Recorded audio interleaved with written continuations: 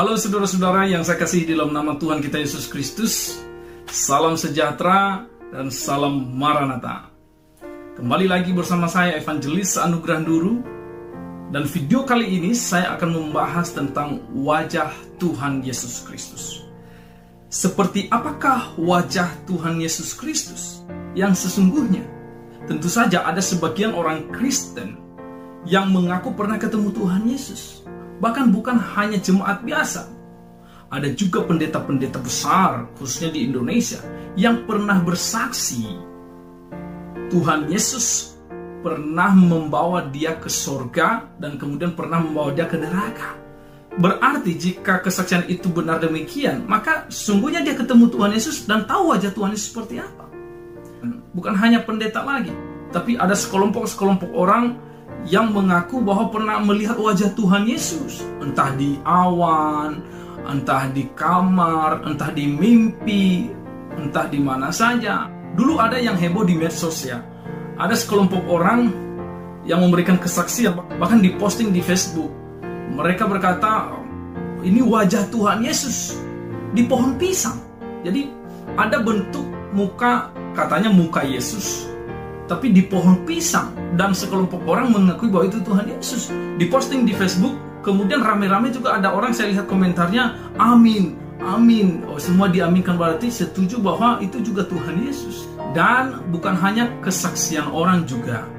Bahkan di dalam gereja-gereja, bahkan mungkin ada gereja besar, yang di dalam gerejanya dipajang foto yang diakui bahwa itu Tuhan Yesus. Bagi saudara-saudara yang pernah bersaksi ketemu Tuhan Yesus, mereka juga mengakui bahwa wajah Tuhan Yesus yang berjumpa dengan mereka itu kurang lebih sama dengan yang dipajang di gereja, foto-foto yang dipajang di gereja itu, bahkan yang ada di kalender itu. Saudara yang saya kasihi di dalam nama Tuhan kita Yesus Kristus, apakah benar demikian? Jika kesaksian itu benar, berarti wajah Tuhan kita seperti itu. Mungkin kita harus berpikir dulu secara logis bahwa pada waktu Tuhan Yesus hadir di dunia, tentu saja tidak ada kamera atau video waktu itu ya. Mungkin ada pelukis, mungkin ada yang bikin patung juga. Tetapi tidak ada orang yang mengabadikan muka Tuhan Yesus sehingga sampai kepada kita saat ini tidak ada. Bahkan Tuhan Yesus sendiri tidak menyuruh rasul-rasul dan murid-muridnya untuk membuat patungnya, bahkan mengabadikan lukisannya. Karena itu juga bagi Tuhan adalah suatu yang haram, suatu dosa. Di Keluaran pasal 20 ada peringatan firman Tuhan. Di situ dikatakan jangan membuat bagimu patung yang menyerupai apapun. Jadi menyerupai Tuhan pun jangan. Akhirnya kita akui itu Tuhan. Sebenarnya gambar-gambar juga itu sebenarnya kurang lebih sama dengan patung. Karena tahu juga itu adalah benda mati yang kemudian dipajang dan diakui itu Tuhan Yesus. Jangan membuat bagimu patung yang menyerupai apapun. Mungkin kita bilang ya foto yang dipajang juga kurang lebih sama dengan patung. Karena itu menyerupai. Ini sebenarnya saudaraku yang saya kasih di dalam Tuhan, kebenaran tentang wajah Tuhan Yesus itu yang pasti dan benar itu hanya lewat kesaksian para nabi dan para rasul. Dan kesaksian para nabi dan para rasul itu tercatat di Alkitab. Dengan demikian, apakah di Alkitab kita bisa temukan seperti apakah wajah Tuhan Yesus itu? Bisa. Dan ada. Seperti apakah wajah Tuhan Yesus Kristus? Sebenarnya di dalam Alkitab kita bisa tahu seperti apakah wajah Tuhan Yesus itu. Wajah Tuhan itu seperti apa yang sesungguhnya? Apakah sama dengan yang dilihat orang-orang Kristen saat ini?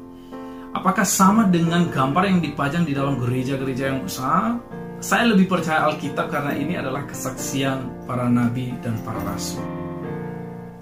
Seperti apakah wajah Tuhan Yesus menurut kesaksian Alkitab sendiri? Nah, kita bisa lihat Yesaya pasal 52. Ini Tuhan memberikan nubuat tentang kedatangan Sang Penyelamat. Tuhan mau menyelamatkan umatnya lewat hambanya. Kalau misalkan kita lihat Yesaya pasal 52 ayat 13, dari ayat 13 sampai ayat 15 dikatakan di sini, sesungguhnya hambaku akan berhasil, ia akan ditinggikan, disanjung dan dimuliakan.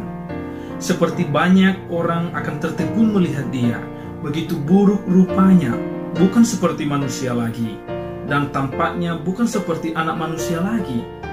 Demikianlah ia akan membuat tercengang banyak bangsa, raja-raja akan mengatupkan mulutnya melihat dia, sebab apa yang tidak diceritakan kepada mereka akan mereka lihat, dan apa yang tidak mereka dengar akan mereka pahami. Dan sebenarnya dari ayat 1 sampai ayat 15 ini, pasal 52 ya, Yesaya, diceritakan bahwa akan datang sang penyelamat, hambaku yang berhasil. Kemudian pasal 53 ayat 1 dikatakan, siapakah yang percaya kepada berita yang kami dengar? Berita yang kami dengar, ini sebenarnya isi dari pasal 52 ini. Ini berita tentang keselamatan ini. Siapa yang percaya kepada berita yang kami dengar? Dan kepada siapakah tangan kekuasaan Tuhan dinyatakan? Di ayat 2 sampai ayat 12 di Yesaya pasal 53 ini diberitahukan kepada kita bahwa kehidupan juru selamat yang akan datang itu seperti ini kurang lebih. Ya, ini nubuat tentang kehidupannya di dunia. Dari ayat 2. Ayat 2, sebagai taruk ia tumbuh di hadapan Tuhan, dan sebagai tunas dari tanah kering. Ia tidak tampan, dan semeraknya pun tidak ada, sehingga kita memandang dia. Dan rupa pun tidak, sehingga kita menginginkannya. Ia dihina dan dihindari orang, seorang yang penuh kesengsaraan, dan yang biasa menderita kesakitan. Ia sangat dihina, sehingga orang menutup mukanya terhadap dia. Dan bagi kita pun, dia tidak masuk hitungan. Tetapi sesungguhnya penyakit kitalah yang ditanggungnya, dan kesengsaraan kita yang dipikulnya. Padahal kita mengira dia kena tulah, dipukul dan ditindas Allah. Tetapi dia tertikam oleh karena pemberontakan kita. Dia diremukkan oleh karena kejahatan kita. Ganjaran yang mendatangkan keselamatan bagi kita ditimpakan kepadanya, dan oleh bilur-bilurnya kita menjadi sembuh. Dan selanjutnya sampai ayat 12. Ini menceritakan kehidupan sang juru selamat itu ketika hadir di dunia.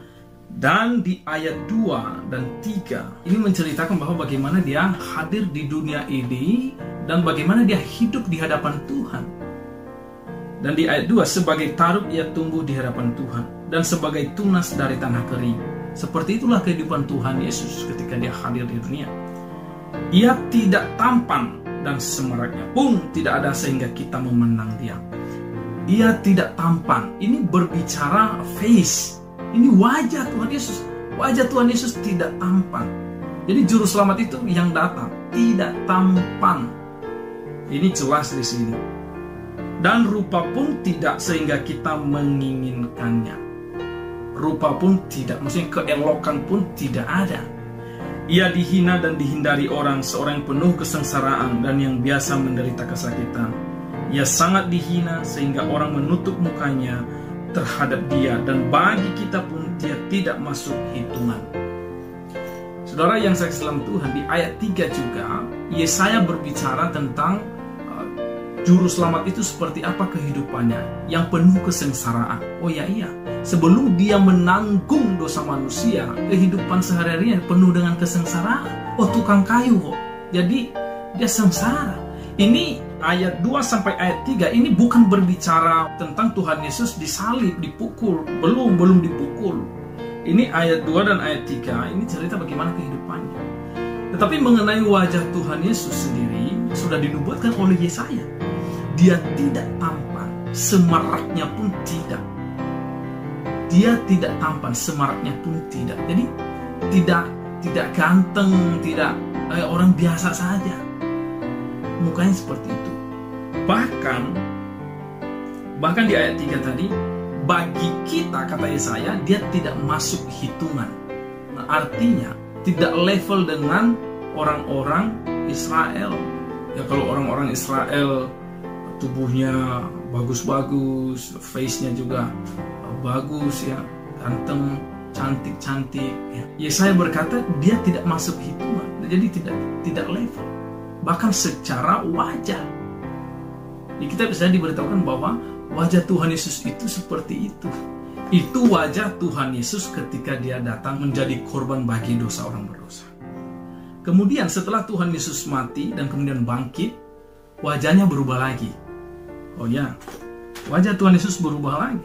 Misalkan Markus pasal 16 ayat 12. Katakan di sini, sesudah itu ia menampakkan diri dalam rupa yang lain kepada 2 orang dari mereka ketika keduanya dalam perjalanan keluar kota. Jadi Tuhan Yesus setelah bangkit dari antara orang mati, dia memiliki wajah yang berbeda lagi. Ketika Tuhan Yesus menampakkan diri kepada murid-muridnya, mereka tidak tahu secara pasti kalau itu Tuhan Yesus. Karena kenapa? Ketika Tuhan Yesus bangkit dari antara orang mati, Tuhan Yesus kembali mengenakan tubuh kemuliaan itu. Jadi, waktu Tuhan Yesus hadir di dunia, wajahnya berbeda dengan wajah tubuh kemuliaannya. Sehingga murid-muridnya tidak tahu bahwa itu gurunya. Bahkan ada cerita di Yohanes pasal 20 ayat 26 sampai 28. Ini cerita tentang Tuhan Yesus menampakkan diri kepada Thomas. Thomas meragukan, tetapi Tuhan Yesus memperlihatkan kepadanya, kemudian Thomas sadar bahwa ini ternyata guru kita, Tuhanku dan Allahku. Jadi setelah Tuhan Yesus bangkit dari antara orang mati, Tuhan Yesus memiliki wajah yang berbeda lagi, yang tentu yang sempurna. Dan kemudian 1 Korintus pasal 11 ayat 14 sampai 16. Bukankah alam sendiri menyatakan kepadamu bahwa adalah kehinaan bagi laki-laki jika ia berambut panjang, tetapi bahwa adalah kehormatan bagi perempuan jika ia berambut panjang? Sebab rambut diberikan kepada perempuan untuk menjadi penudung. Tetapi jika ada orang yang mau membantah, kami maupun jemaat-jemaat Allah tidak mempunyai kebiasaan yang demikian. Saudaraku yang saya kasih di dalam nama Tuhan, di 1 Korintus pasal 11 ayat 14 sampai 16 yang barusan saya baca, ini juga memberikan informasi kepada kita bahwa Tuhan Yesus tidak berambut panjang, karena kehinaan bagi laki-laki jika ia berambut panjang. Jadi tidak mungkin Tuhan Yesus yang adalah Tuhan yang memberikan firman ini tidak memberikan teladan bagi manusia. Bahkan Paulus berkata di ayat 16, tetapi jika ada orang yang mau membantah, kami maupun jemaat-jemaat Allah tidak mempunyai kebiasaan yang demikian. Artinya Paulus tahu bahwa orang-orang Kristen itu harus mengikuti firman Tuhan, yaitu laki-laki berambut pendek, perempuan berambut panjang. Ajaran siapa? Ajaran Tuhan. Berarti Tuhan Yesus ketika dia hadir di dunia pasti tidak berambut panjang dong. Mungkin ada orang yang berkata bahwa dulu tidak ada gunting pemotong rambut ya, atau tidak ada tukang pangkas. Oh, gak juga. Di dalam Alkitab ada. Yehezkiel pasal 5 ayat 1 dikatakan di situ, dan engkau anak manusia, ambillah sebilah pedang yang tajam dan pakailah itu sebagai pisau cukur tukang pangkas. Cukurlah rambutmu dan janggutmu. Dengan itu lalu ambillah sebuah timbangan dan bagi-bagilah rambutmu. Saudara yang saya salam Tuhan, ternyata dulu ada cukur tukang pangkas. Jadi bukan hanya cukurnya saja yang ada, bahkan tukang pangkasnya ada di zaman Yehezkiel, apalagi di zaman Tuhan Yesus. Jadi saudaraku yang saya kasih dalam nama Tuhan kita Yesus Kristus, memang ada di dalam Alkitab orang-orang yang berambut panjang ya, itu adalah orang-orang yang memiliki nazar ya, yang bernazar kepada Tuhan, dan itu punya kasus sendiri. Tetapi Tuhan Yesus adalah Tuhan yang memberikan firman-Nya. Bahkan khususnya di 1 Korintus pasal 11 ayat 14 sampai 16 ini, kehinaan bagi laki-laki jika ia berambut panjang.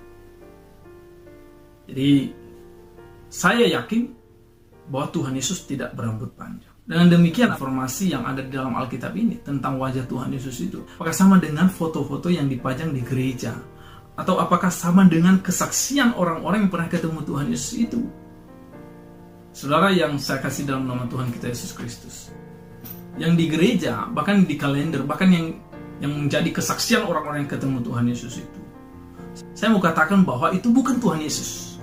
Kenapa? Karena itu sebenarnya adalah foto hasil dari imajinasi seseorang. Misalkan yang terlalu lama itu, yang rambutnya gondrong dan ikal, ya, itu hasil imajinasi orang. Dan yang di kalender, yang sekarang rambutnya lurus, ada juga yang rambutnya agak ikal sedikit, ya, itu bukan Tuhan Yesus sesungguhnya. Saudara kalau tahu, sebenarnya itu adalah aktor-aktor pemeran film Tuhan Yesus. Banyak orang yang menjadi aktor pemeran film Tuhan Yesus. Bahkan ada salah satu orang yang memerankan itu adalah, ada satu orang aktornya itu orang Muslim, ya. Namanya itu Haas Sulaiman. Dan kemudian juga ada yang terkenal itu adalah aktor yang memerankan kisah Tuhan Yesus yang berjudul The Passion of the Christ, yang bernama Jim Caviezel. Nah, ini ada fotonya nih, yang bernama Jim Caviezel, ya. Ini aktor, jadi ini artis, bukan Tuhan Yesus, ya. Ada juga Diogo Margodo yang memerankan film Tuhan Yesus dengan judul Son of God. Selain itu juga ada Brian Deacon yang memerankan film Tuhan Yesus yang berjudul The Jesus, itu 1979. Dan mereka ini adalah aktor-aktor yang memerankan film Tuhan Yesus. Masih banyak yang lain. Dan yang kemudian banyak orang Kristen mengambil foto ini kemudian pajang di rumah, pajang di gereja. Kalau anak kecil bertanya itu siapa, kita omong itu Tuhan Yesus, padahal itu aktor. Ini salah besar. Ketika anak kecil bertanya itu siapa, kita jawabannya apa? Tuhan Yesus. Padahal itu siapa? Aktor sebenarnya. Saudara, kalau kita lihat itu wajahnya ganteng sekali. Tuhan Yesus waktu datang ke dunia, dia tidak tampan, semaraknya pun tidak. Bahkan di 1 Korintus pasal 11 ayat 14 tadi, Tuhan Yesus tidak mungkin gondrong seperti yang di film-film ini. Rambutnya panjang. Sebenarnya tidak ada orang yang hidup saat ini yang tahu secara pasti wajah Tuhan Yesus itu seperti apa. Yang tahu secara pasti wajah Tuhan Yesus itu adalah Nabi dan Rasul. Itu baru kebenaran. Kalau orang berkata wajah Tuhan Yesus itu seperti ini, dia ketemu saya tadi malam, di mimpi, di penglihatan, dan di mana-mana saja, dan kemudian kita tanya, wajahnya seperti apa? Dia jawab, seperti yang di kalender, seperti yang di foto-foto itu. Oh, itu kan aktor. Wah, ini bahaya, saudara. Saudaraku yang saya kasih dalam Tuhan, bahkan mereka memberikan kesaksian ketika mereka ketemu Tuhan Yesus itu di dalam mimpi, di penglihatan itu, dan di mana-mana saja, bahkan di kamar itu. Mereka memberikan kesaksian bahwa ketika Tuhan Yesus menampakkan diri kepada mereka, Tuhan Yesus datang dalam terang. Itu kesaksian mereka. Menjadi wajah Tuhan Yesus itu seperti yang di foto-foto itu. Dan Tuhan Yesus itu datang dengan terang yang benderang. Saya tidak setuju. Kenapa? Yang pertama, mereka memberikan pengakuan wajah Tuhan Yesus itu seperti yang di foto, yang di kalender, yang dipajang di gereja. Itu kan artis. Ya, saya tidak setuju. Tadi sudah ada foto-foto artisnya. Itu yang pertama. Dan yang kedua, 1 Korintus 11 di ayatnya yang keempat dulu. Ayat 4 dan mungkin nanti ayat 14. Ayat 4 dulu. Sebab kamu sabar saja jika ada seorang datang memberitakan Yesus yang lain daripada yang telah kami beritakan, atau memberikan kepada kamu roh yang lain daripada yang telah kamu terima, atau Injil yang lain daripada yang telah kamu terima. Jadi firman Tuhan memberitahukan kepada kita bahwa kamu harus sabar, karena ada Yesus yang lain, ada Injil yang lain, ada roh yang lain. Jadi ada loh Injil yang lain, ada Yesus yang lain, ada roh yang lain. Maka kita harus waspada dalam hidup ini. Patokan kebenaran itu harus Alkitab supaya tidak salah. Ini sudah kebenaran yang absolut. Jadi kalau ada apa-apa, lihat di Alkitab. Bahkan termasuk wajah Tuhan Yesus. Di ayat 4, 2 Korintus pasal 11 ini, dikatakan bahwa ada Yesus yang lain. Yesus yang lain itu seperti apa? Atau roh yang lain itu apa? Ya sudah pasti iblis dan setan. ternyata iblis juga bisa menjadi Yesus yang lain. Di ayat 14, hal itu tidak usah mengherankan, sebab iblis pun menyamar sebagai malaikat terang. Iblis bisa menyamar sebagai malaikat terang dan bisa datang kepada orang. Dan dia bisa menjadi roh yang lain. Dan bahkan dia bisa menjadi Yesus yang lain. Dia jadi Yesus yang lain dan datang dengan terang menjadi malaikat terang. Makanya saya tidak setuju yang mereka lihat itu adalah Tuhan Yesus. Itu bukan Tuhan Yesus. Wajahnya aja menurut pengakuan mereka seperti artis-artis itu. Oh, kok artis? Katanya mereka kagum. Kenapa? Karena yang datang itu datang dengan terang. Oh, iblis datang juga bisa menyamar sebagai malaikat terang. Ini saya ragu ini. Jadi saya tidak percaya yang datang kepada mereka itu adalah Tuhan Yesus yang sesungguhnya. Mungkin itu Yesus yang lain dan roh yang lain. Hati-hati, iblis bisa menyamar sebagai malaikat terang. Apakah Tuhan Yesus masih menampakkan diri kepada orang percaya saat ini? Ini juga pertanyaan. Kalau Tuhan Yesus masih menampakkan diri kepada orang percaya, berarti ada kemungkinan besar orang percaya bisa ketemu Tuhan dan tahu wajah Tuhan. Apakah Tuhan Yesus masih menampakkan diri? Dan kalau kita baca di 1 Korintus pasal 15 ayat 8, ini pengakuan Paulus, ini firman Tuhan lagi. Dan yang paling akhir dari semuanya, ia menampakkan diri juga kepadaku, sama seperti kepada anak yang lahir sebelum waktunya. Rasul Paulus mengaku bahwa Tuhan Yesus menampakkan diri kepada Paulus sebagai orang yang paling akhir. Jadi orang yang pribadi yang paling akhir Tuhan menampakkan diri itu kepada Paulus. Jadi Paulus itu orang paling akhir.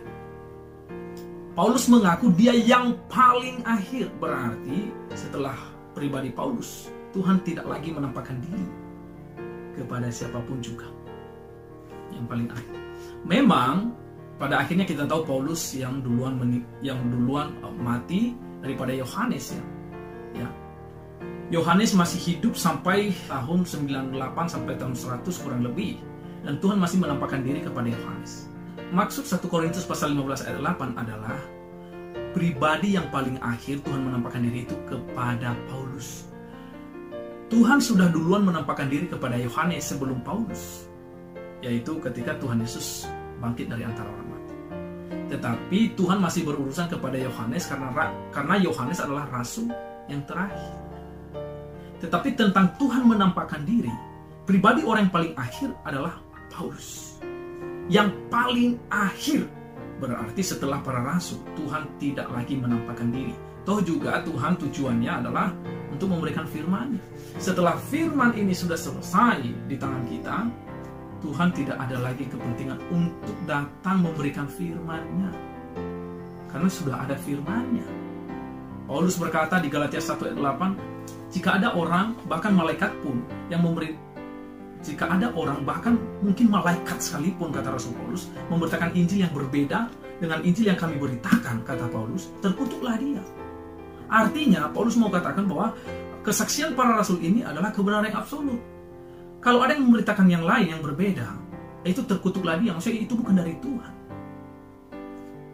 Dan setelah para rasul menulis firman Tuhan, dan mereka sudah tiada lagi, dan kemudian firman Tuhan itu ada di tangan orang percaya, inilah yang menjadi kesaksian para rasul. Kalau ada yang memberitakan beda dari yang sudah ada ini, kesaksian para rasul ini, terkutuklah dia, kata Paulus. Maka sebenarnya secara logis kita katakan bahwa Tuhan Yesus tidak lagi datang untuk memberikan firman yang berbeda. Karena ini sudah ada firman-Nya, yang Tuhan Yesus tidak akan datang lagi untuk memberikan firman-Nya, karena ini sudah absolut. Kalau Tuhan datang memberikan firman-Nya berbeda dengan yang ada di dalam Alkitab, Paulus bilang, terkutuklah dia, berarti itu bukan Tuhan. Jadi Tuhan tidak lagi menampakkan diri kepada orang setelah kehidupan para rasul, karena orang yang paling akhir yang melihat Tuhan Yesus adalah Paulus. Itu jelas ayatnya di Alkitab. Jadi bagaimana dengan pendeta-pendeta yang mengaku ketemu Yesus, jalan-jalan ke neraka, jalan-jalan ke surga, jalan-jalan ke neraka? Ini saya mau bilang bahwa itu kesaksian dia sendiri. Yang tahu kan hanya dia, karena dia sendiri yang memberikan pengakuan itu. Tapi kenapa kemudian banyak orang yang terkesima, terkagum-kagum? Ya, karena orang senang yang supranatural. Padahal sebenarnya saudara, patokan kebenaran itu bukan kesaksian orang, tetapi firman Tuhan. Seperti apakah wajah Tuhan Yesus? Ya seperti yang tadi. Dan apakah kesaksian-kesaksian orang yang ketemu Tuhan Yesus, tanda kutip, dan foto-foto yang dipajang di gereja-gereja, di rumah-rumah, di kalender itu, apakah itu Tuhan Yesus? Bukan. Itu bukan Tuhan Yesus dan bukan wajah. Dan tidak penting kita pajang foto yang kemudian kita katakan Tuhan. Itu haram. Tuhan Yesus tidak gondrong. Dan Tuhan Yesus bukan artis itu yang dipajang di kalender dan di gereja-gereja itu, bahkan yang dilihat di awan, di pohon pisang tadi. Itu bukan Tuhan Yesus. Saudara yang saya kasih dalam Tuhan, kebenaran itu adalah Alkitab sendiri. Kalau engkau mengasihi Tuhan, kasihi jugalah firman-Nya. Baru kita bisa dikatakan adalah orang yang mengasihi Tuhan. Patokan kebenaran bukan perasaan orang, bukan pengalaman orang, tetapi firman Tuhan. Apa yang dikatakan firman Tuhan tentang wajah Tuhan Yesus? Ya, itu. Seperti itu. Apakah Tuhan Yesus masih datang menampakkan diri kepada orang-orang percaya saat ini? Sudah tidak ada lagi. Karena yang paling akhir adalah Rasul Paulus. Terima kasih saudara-saudara yang saya kasih dalam Tuhan. Semoga video ini bermanfaat untuk kita semua. Akhir kata saya ucapkan terima kasih. Salam sejahtera dan salam Maranatha.